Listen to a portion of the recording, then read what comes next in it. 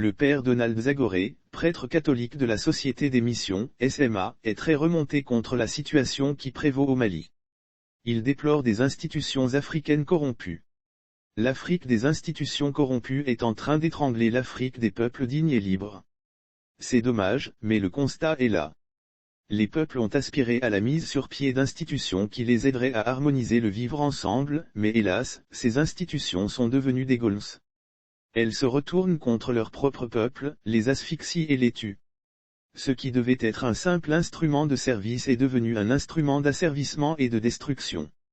Les institutions africaines en effet, ni la Communauté économique des États indépendants de l'Afrique de l'Ouest, ni l'Union économique et monétaire de l'Ouest africain ne sont des super-États au-dessus des États légitimes, souverains et indépendants. Elles ne sont que de simples organisations au service des États souverains et indépendants. Si ce caractère fondamental de ces institutions n'est pas respecté, alors elles n'ont plus leur raison d'être. Et malheureusement, la crédibilité de ces organisations est sérieusement engagée. Armée et justice chaque fois qu'on privilégie le bien-être des institutions et l'intérêt de quelques personnes au détriment du bien-être des hommes et des peuples, on finit par devenir politiquement partisan d'une démocratie à géométrie variable avec une logique sarcastique de bons dictateurs d'une part et de mauvais dictateurs d'autre part.